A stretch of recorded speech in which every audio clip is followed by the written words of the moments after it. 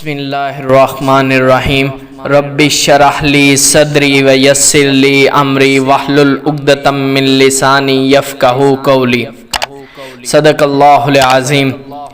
کامیابی کے 6 اصول ارطغرل کی زندگی سے۔ ارطغرل 2 الفاظ کا مجموع ہے۔ ترکی کے زبان میں لڑنے والے جوان کو کہتے ہیں۔ ارطغرل کا مطلب شاہین یا عقاب ہوتا ہے۔ یوں ارطغرل کا لفظی معنی عقاب کی طرح جھپٹنے والا جوان ہوتا ہے۔ آپ نے اقبال کی شاعری میں شاہین کا ذکر سنا ہوگا۔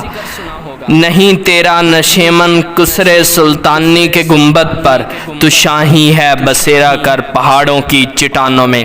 علامہ صاحب کا شاہین بھی ارطغرل جیسا جوان تھا۔ ارطغرل ایک شاندار اور تاریخی ڈرامہ ہے اور ایک لازوال کامیابی کی داستان بھی ہے، اور اگر ہم اس سے سبق سیکھ لیں تو کامیاب زندگی گزار سکتے ہیں۔ ارطغرل ایک لازوال ڈرامہ ہے جو میں نے دیکھا اور اس سے کامیاب زندگی گزارنے کے 6 سبق سیکھے جو میں آپ کو بتانے جا رہا ہوں۔ چلیں آغاز کرتے ہیں۔ اگر آپ ارطغرل سے یہ سبق سیکھ لیں تو یہ 6 سبق کامیاب زندگی گزارنے کے لیے کافی ہوں گے۔ پہلا سبق، دنیا میں کوئی بھی ریاست یا خاندان ایک نسل میں نہیں بنتا۔ سلطنت عثمانیہ کو 18 نسلوں نے بنایا، ارطغرل نے اس کی صرف بنیاد رکھی تھی۔ اس کے بعد ایک سے ایک بڑھ کر ارطغرل آتا گیا اور سلطنت عثمانیہ بنتی چلی گئی۔ جب ارطغرل کے خاندان نے اچھے اور اہل شہزادے پیدا کرنے بند کر دیے تو یہ سلطنت ہوا میں پتوں کی طرح بکھر گئی۔ چنانچہ آپ اگر خاندان یا ریاست بنانا چاہتے ہیں تو آپ کی ہر نسل کو پہلی نسل سے بہترین ہونا ہوگا۔ دوسرا سبق، آپ میں اگر استعداد ہے، اپنے خاندان کا مقدر بدلنے کی اہلیت ہے تو آپ کی ہر طرف سے مخالفت ضرور ہوگی۔ آپ کے خاندان کے لوگ، بہن بھائی اور دوست بھی آپ کے خلاف ضرور کھڑے ہوں گے۔ آپ کا وہ خاندان آپ کو ناکام کرنے کی کوشش میں لگ جائے گا جس کے لیے آپ پوری دنیا سے لڑ رہے ہیں۔ چنانچہ آپ یہ بات یاد کر لیں، آپ میں جتنی زیادہ استعداد ہوگی اتنی ہی زیادہ آپ کی مخالفت ہوگی۔ تیسرا سبق، کامیاب ہونے والے لوگ ہمیشہ اکیلے ہوتے ہیں۔ ارطغرل پورے ڈرامے میں بار بار اکیلا ہوتا ہے۔ اس کا خاندان اور اس کے ساتھی اس کا ساتھ چھوڑ دیتے ہیں، اس کے باوجود آگے بڑھتا رہتا ہے اور آخرکار کامیاب ہو جاتا ہے۔ اگر آپ زندگی میں کامیاب ہونا چاہتے ہیں تو آپ لازمی زندگی میں بار بار اکیلے ہوں گے۔ وہ لوگ بھی آپ کا ساتھ چھوڑ دیں گے جن کے بارے میں آپ کا خیال ہوگا کہ یہ لوگ مرنے تک آپ کا ساتھ نہیں چھوڑیں گے۔ اگر آپ کامیاب ہونا چاہتے ہیں تو آپ کو اکیلے پن اور صفر توقعات کا عادی ہونا ہوگا، کیونکہ اکیلے پن اور توقعات کا ٹوٹنا آپ کا سب سے بڑا امتحان ہو سکتا ہے۔ چوتھا سبق، ارطغرل کی سب سے بڑی خوبی ہار نہ ماننا تھا۔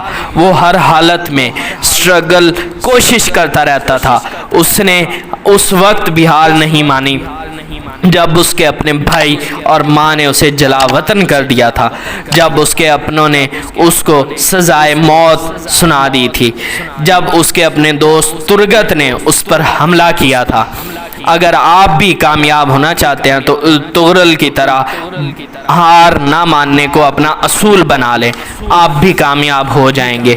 پانچواں سبق، زندگی مسلسل کوشش کا نام ہے، اس میں آرام اور سکون نہیں ہوتا۔ میں نے ایک کتاب میں پڑھا تھا کہ دنیا کام کی جگہ ہے، یعنی آپ کی جتنی زندگی ہے آپ نے بس کام اور کام ہی کرنا ہے۔ قبر آرام کی جگہ ہے اور جنت عیش کی جگہ ہے۔ آپ پر ہر روز دائیں بائیں اوپر نیچے ہر طرف سے تیر برستے رہتے ہیں، اور آپ یہ سمجھ لیں کہ ان برستے تیروں میں سکھ کا سانس لے لیں گے تو یہ آپ کی بہت بڑی غلط فہمی ہوگی۔ زندگی بڑی ظالم ہے، اس زندگی میں سوتے ہوئے بھی ایک آنکھ کھلی رکھنا پڑتی ہے ورنہ آپ مارے جاتے ہیں۔ اگر آپ کامیاب ہو جاتے ہیں تو آپ کی زندگی میں آرام اور سکون نہیں ہوگا۔ چھٹا سبق، ارطغرل کی کامیابی میں ابن العربی کی دعاؤں اور مشوروں نے انتہائی اہم کردار ادا کیا۔ اگر ارطغرل کی زندگی میں ابن العربی نہ ہوتے تو ارطغرل بھی کائی قبیلے کے دوسرے جوانوں کی طرح گمنامی کی موت مر جاتا، اور آج دنیا ارطغرل اور کائی قبیلے دونوں کے نام سے واقف نہ ہوتی۔ لہٰذا یہ بات یاد رکھیے، آپ جتنے بہادر، عقل مند اور محنتی ہو جائیں، آپ دعاؤں اور مشوروں کے محتاج رہیں گے۔ چنانچہ آپ ہمیشہ عقل مند اور تجربہ کار لوگوں میں بیٹھیں، ان سے مشورہ کریں اور ابن العربی جیسے بزرگ کی خدمت کر کے دعائیں لیتے رہیں۔